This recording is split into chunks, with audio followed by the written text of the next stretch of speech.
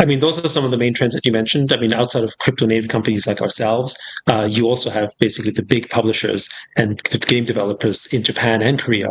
I mean, you've got Krafton, the creators behind PUBG. You've got Sega. You've got Square Enix, the creators behind, Final Fantasy and so on. These are major mainstream companies, all embracing Web3, thinking about digital property rights and non-fungible tokens.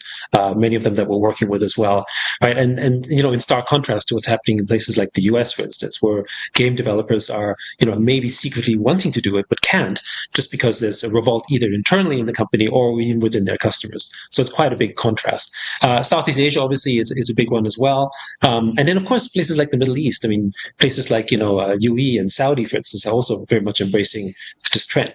So I would say that what you should be expecting, and certainly that's our sort of forecast, is in the next 12 to 18 months, many of those games that have been in development for the last 2 years are going to be released. And a good game does take many years to produce. And these games are going to have all the high fidelity and the kind of graphics that, I guess the more sophisticated gamers are expecting.